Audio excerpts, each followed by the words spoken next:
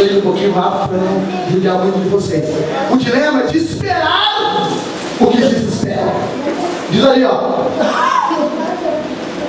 Eu acho que é o 16, desculpa, o 16. Volta um pouquinho. Aí, quando acabou a água do odre, ela deixou o menino debaixo de uma árvorezinha.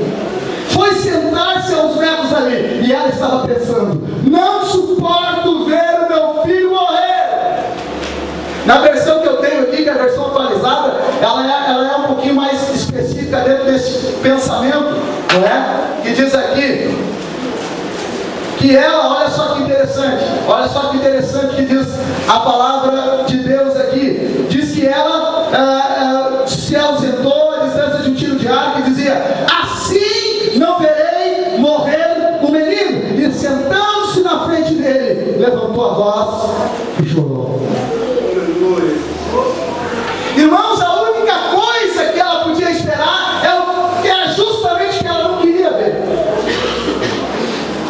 Ela estava esperando a morte do seu filho.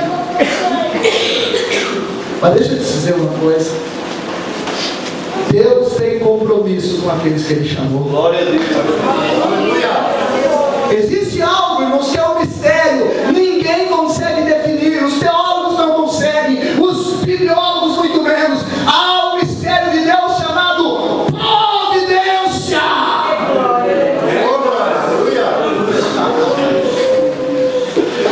Deixa a pessoa para morrer ali, mas o Senhor estende a sua mão.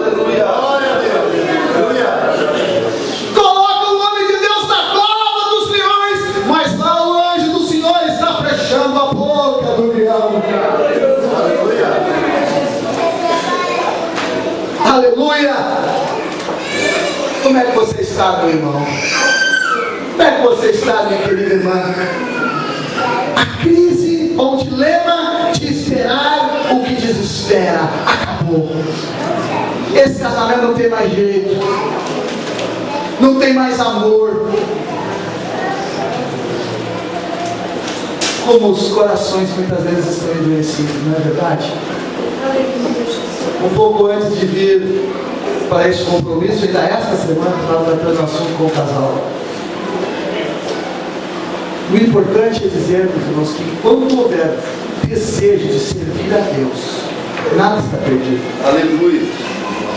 Mas quando nós quisermos seguir os nossos pensamentos e obedecer os nossos desejos, então não há solução para a família. Eu tentando reconciliar o casal, conversando, explicando, fazendo um esforço para que eles entendessem a palavra de Deus. Aquela mulher disse assim: olha, é o seguinte, eu não gosto mais dele, não quero mais ele. Eu não quero mais ele não. Chegou. Ele me ajudou, ele me humilhou, ele me chamou, ele me bateu. Então agora ele perdeu a oportunidade de ter um casamento comigo. Existem muitos tipos de violência dentro do lar, irmãos. Olha para mim. Existe a violência física. Quando a mão, que tem que ser um instrumento de carinho, de amor, de afago, se transforma numa arma. Existe a violência verbal. Quando as nossas palavras têm o efeito de um soco na boca do estômago. Tem a violência facial, essa é mais sutil. Ele não diz nada, ela não fala nada, mas a face, as caras e bocas, tem o poder de ferir como armas.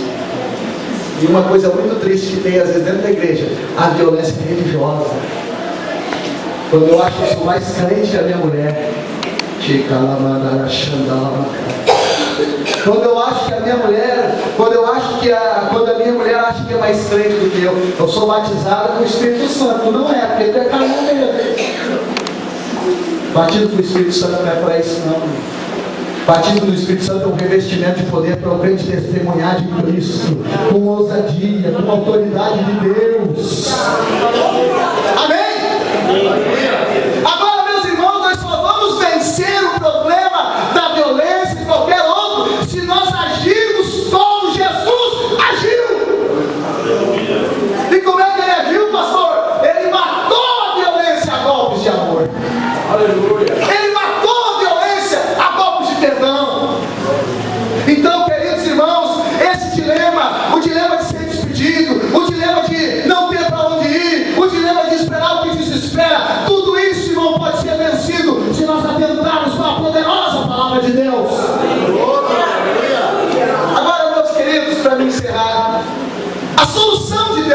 crise qual é?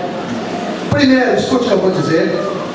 Deus ouve a voz do necessitado. Versículo 17. Deus ouviu o choro do menino. Olha para mim. Deus ouve o nosso choro como família. Aleluia. Deus ouve você mesmo que chora pelo seu filho que está desviado dos caminhos do Senhor. Deus ouve você, minha irmã, que luta sozinha. Mas um dia, tenha certeza que os propósitos de Deus irão se cumprir. Amém. Eu estava numa cidade da fronteira, pregando um retiro de carnaval. E nunca tinha acontecido isso comigo. Estava pregando, eu estava de ônibus. Eu tinha que pegar o ônibus meia-noite, mais de 500 quilômetros da minha casa. Tinha que pegar o ônibus meia-noite, se eu perdesse aquele ônibus ali, eu estava complicado a minha situação, porque no outro dia eu tinha compromisso lá na minha igreja. E durante a pregação, comecei a pregar, Deus me deu um tema interessante, de repente me deu um branco na minha cabeça. Eu não tinha mais nada, zerou tudo. E naquela hora, irmãos, o Espírito de Deus me deu uma palavra de conhecimento. Naquela hora. E eu parei a pregação que eu estava fazendo, porque não veio mais nada. E eu cheguei e disse assim: você, moça, está no mezanino, sentada com um cidadão que tem idade para ser seu pai ou até mesmo seu avô, uma dose de uísque em cima da mesa. Deus está te chamando pela última vez. E voltou a falar. Eu não entendi. Os irmãos muito menos. Mas isso aí aconteceu pelo seguinte, irmãos. Uma irmãzinha no final do culto de sexta-feira, isso foi no culto de domingo, uma irmãzinha no final do culto de sexta-feira, começando no Grande Sul, os cultos são os corais ficam atrás do culto, então é grande assim atrás, né? E a irmãzinha desceu correndo no coral e disse assim: pastor, ora pela minha filha. Ela virou prostituta. Ela achava que ser crente é uma coisa muito chata. Ser crente é viver preso, é viver oprimido. E ela queria viver de verdade. E hoje ela é uma prostituta. Meu marido, que era presbítero da igreja, ficou com tanta vergonha que hoje não consegue viver sem estar com a cara cheia de álcool. E ela me deu aquele papel, eu botei no bolso. Eu confesso para os irmãos que muitas vezes quem descobre esses papéis aí é minha mulher, que vai lavar minha roupa. Porque a gente não lembra de tudo. Mas eu sei que meu Deus não esquece de nada. Ele é onisciente, sabe de todas essas coisas. Mas naquela noite, pastor Roberto, eu não conseguia dormir no hotel. E eu estava. Virava de um lado para o outro, mandei vir um cheeseburger daqueles recalcados, sacudidos, transbordantes, né? Quem sabe é a fome que está me dando aqui, eu não estou entendendo. Nem é fome, coisa nenhuma, era um peso de oração. E eu orei, irmãos, aquela noite até adormecer sobre os meus joelhos. E lá de noite, culto de encerramento, quando eu falei aquela palavra, ninguém entendeu. 10 minutos depois, na hora do apelo, chega aquela moça, trajes terríveis, chorando. O Senhor estava batizando crentes ali com o Espírito Santo, e eu vi aquela moça falando línguas. Eu presumi que ela estivesse sendo batizada.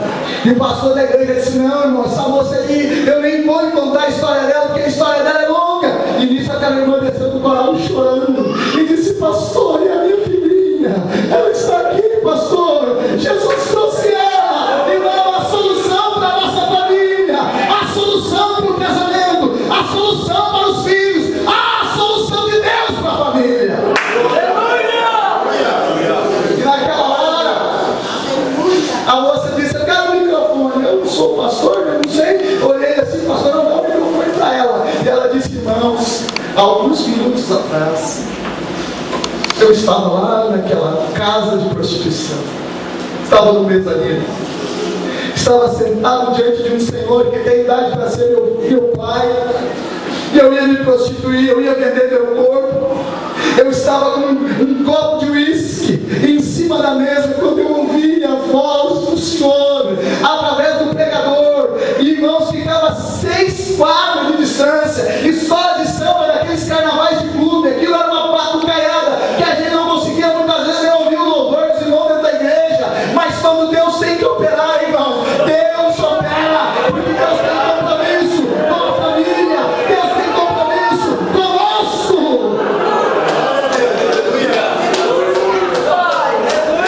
Um mês, 2 meses depois, consigo, pastor.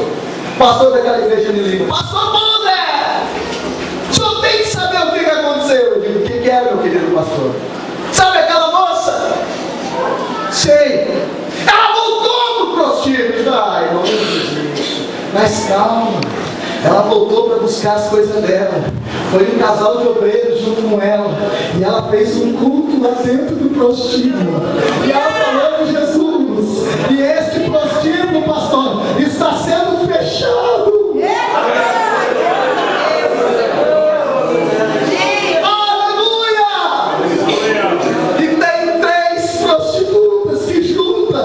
Estão descendo as águas do batismo, estão deixando uma vida de pecado para estarem na presença de Deus. Irmã, vale a pena orar pela tua filha, vale a pena orar pelo teu filho, vale a pena orar pelo teu marido que não é crente, vale a pena orar pela tua esposa que não é crente, vale a pena orar. A oração é uma arma poderosa, porque Deus ouve a voz. Segunda coisa que Deus faz para solucionar a crise: Deus nos chama e nos dá o direito de falar. Aleluia. Você viu, irmão, que um dos aspectos da crise é que na crise nós não temos nome e não temos voz. O próximo versículo, não é esse mesmo. Só que ali é uma outra tradução. Aqui nessa aqui diz assim: que tens, Agar? Agar tem nome. Aleluia. Deixa eu te dizer, Deus conhece o teu nome. Aleluia. Deus sabe quem você é. Deus conhece a tua dor. Deus conhece o que você passa. E Deus está interessado em que você exponha para Ele aquilo que você tem parado no seu coração. Fala, cara. Que tens? Aleluia. Ali. Que tens, Agar? Vai para cá. Quando Deus fala, Deus tem a capacidade de fazer o que eu não posso. Deus acalma o nosso coração. Não temas, porque Deus ouviu a voz do menino. Deus ouve a voz, irmão, daquele que clama pela sua família. Deus ouve a voz do filho que clama pelo pai e pela mãe. Deus ouve a voz da mãe que clama pelo filho. Deus ouve a voz da esposa que clama pelo marido. Deus ouve a nossa voz. Aleluia! Agora, queridos, Deus, Ele nos dá 3 ordens para que a crise termine. Exato, versículo 18. Qual é a primeira ordem? Ergue-te. E a segunda, levanta o menino. E a terceira, segura-o pela mão. Aleluia, olha para cá. Seu lar não vai se erguer se você, meu querido irmão, minha querida irmã, não tomar uma posição diante de Deus. Josué sabia dessa importância. Quando ele proclama a palavra de Deus ao povo, e ele diz: vocês escolham a quem vocês vão servir, mas eu e a minha casa serviremos ao Senhor. A decisão de servir a Deus na família é sua, querido irmão. Você é o cabeça do lar, você é o pai, você é o sacerdote do lar. É você que tem que levantar o altar de oração. Os teus filhos têm que ver você orando. Os teus filhos têm que ver você lendo a palavra. Às vezes nossos filhos nos veem lendo o jornal. Os nossos filhos nos veem navegando na internet. Os nossos filhos nos veem falando do obreiro, falando do pastor muitas vezes. Mas não vê a gente de joelho dobrado, não vê a gente lendo a Bíblia, não vê a gente falando de Jesus. Nessa noite, querido irmão, como pai, como chefe da casa, receba a autoridade de Deus para viver o evangelho completo, o evangelho genuíno, para você ser um pai que inspira o seu filho a servir a Deus de verdade. Glória a Deus. Aleluia. Segunda ordem de Deus para pôr fim à crise da família é: levanta o menino. Olha para mim. Olha para mim. A responsabilidade de levantar os teus filhos diante de Deus não era do pastor, não era do grupo. Eu acho que aquele querido ali que é o líder, né, dos jovens, não é dele não. Eles são pessoas que Deus levantou para ajudar. Mas nós é que vamos, como pais, demonstrar para os nossos filhos quem é Jesus. Aleluia! Aleluia! E quantos filhos de crente hoje estão desviados e não querem nem saber do Evangelho, tem alergia na igreja por causa dos pais. Tem alguém que diz que uma determinada pessoa está pregando, ele nunca deveria sair dali. E quando conhecem lá fora, dizem que ele nunca deveria subir para ali. Mas que coisa boa que nesta noite o Espírito Santo fale ao nosso coração. Aleluia! Aleluia! Segura-o pela mão. Você sabe o que isso quer dizer? Que a nossa responsabilidade é de conduzir a nossa família, é de conduzir os nossos filhos a Deus. Essa responsabilidade é do pai, mas o pai tinha despedido o filho. Então Sara, ou seja, Agar, ela toma diante de Deus essa responsabilidade para guiar o seu filho. Agora veja que interessante, pode ficar de pé, por gentileza. Glória a Deus. E Deus abriu-lhe os olhos. Olha para cá. Quando você tem a disposição de vencer a crise, a primeira coisa que acontece é Deus te abrir os olhos. Não tem jeito, não tem condição, está tudo perdido, mas de repente Deus abre o teu olho. Deus te dá uma visão do impossível, do invisível, e você vê uma fonte, e você vê água, e você vê provisão, e a tua família é salva. É isso que Deus quer fazer nesta noite. Então, enquanto os senhores estão em pé, eu agradeço pela paciência de todos, porque eu acho que eu já estourei a minha hora e meia. Mas eu peço desculpas, até inclusive, mas eu quero terminar essa pregação, esse ensino da palavra de Deus, convidando aqueles que nesta noite sentem que a sua família pode ser melhor. Eu sei que às vezes, não, mas aí eu vou na frente, vou achar que eu vou problemão. Se você está pensando nos outros, você nunca vai ter vitória na sua vida pessoal. Então, eu gostaria que você saísse do seu lugar. Eu vou ser até mais específico para que ninguém se confranja. Eu quero pedir que todas as famílias venham aqui, por favor. Posso, se ela ou ele estiverem aqui. E nós vamos estar orando juntos agora, como família cristã, como família de Deus. Alabaxanda, alabacai. Eu vou pedir um sol para o irmão. Aleluia. Glória a Deus. Muito cansado estou, mas procuro, Senhor, dê a voz que eu almejo ouvir. Na gloriosa manhã ou à noite ao dormir, haverá paz no vale para mim. Haverá paz no vale para mim, eu sei. Haverá paz no vale para mim, Senhor, eu sei. Nem as sombras da noite ali verei. Haverá paz no vale para mim. E quando o sol surge no horizonte além e mostrar todo o vale em flor, eu ali quero estar, muito alegre a cantar na presença do meu bom Jesus.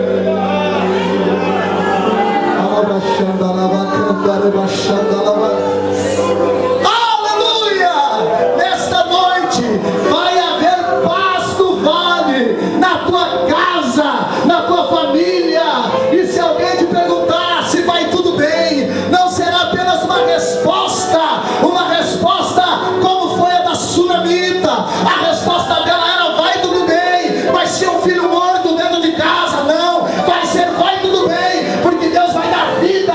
Deus vai dar vida para o teu casamento, vida para os teus filhos, vida para a tua esposa, vida para o teu marido. E sabe, nós temos alguém aqui nessa noite, irmãos, está tão afastado, tão distante da sua mulher, do seu filho, do seu marido. O casamento já está frio. Tem gente que diz, mas eu tenho 50 anos de casado, por que eu vou dizer te amo para minha mulher? O que eu estou fazendo com ela todo esse tempo? Se ela não sabe disso, você vai aprender a expressar o teu amor. Amém? Eu quero orar, mas eu quero que você, pai que está aqui, ore com a sua esposa e com os seus filhos. Você é o sacerdote, você vai abençoar a sua família. Se nós temos aqui apenas uma mãe com seus filhos, abençoe seus filhos, porque você é mãe. E se nós temos apenas filhos, abençoe seus filhos, porque você é filho do seu pai e sua mãe, porque você é filho de Deus também. Você dá a mão para cá, quem não veio à frente, você dá a mão para cá. Querido Pai Celestial, Senhor, Tu, Pai querido, a grande família que é o modelo para nós é a Trindade. Deus Pai, Deus Filho, Deus Espírito Santo. Oh meu Senhor, que família harmoniosa, abençoada, que família linda, que família santa. Pai, a igreja do Senhor também é uma família. É por isso que quando nós tratamos com as pessoas, nós nos chamamos de irmãos, porque nós somos família. Uma família de muitos filhos semelhantes a Jesus. Ah, Pai querido, mas o nosso lar precisa da luz do Teu poder, da luz do Teu Espírito, da luz da Tua palavra. Senhor, abre os olhos do nosso entendimento, como Tu abriste os olhos de Agar, para que nós vejamos a vitória, para que nós vejamos a resposta, para que nós vejamos as fontes, Pai. Oh Deus, abençoa minha esposa, meus filhos, e venha abençoar cada família. Que haja um quebrantamento. Se alguém precisa pedir perdão, Senhor, que consiga fazer isso. Se alguém precisa perdoar, que tenha graça para isso. Mas que como família sejamos cada vez mais fortalecidos por Ti. É o que nós te pedimos, Pai, no nome de Jesus. Amém. Não saia do seu lugar ainda, por gentileza, olhe para cá. Se você está perto da sua esposa, dê um beijo na sua esposa. Diga o seu amor por ela. Amém? Isso não é pecado não. Se a tua esposa não é pecado não. Viu? O problema é se é a outra, né? Diga o que você sente pela sua esposa. Se alguém aqui tem que pedir perdão, se alguma coisa aconteceu, é a hora de nós reatarmos e consertarmos os laços familiares. Que o Senhor abençoe a cada um dos irmãos. Muito obrigado. E se passei um pouquinho mais do horário, me perdoe. É o que eu peço em nome de Jesus. Amém.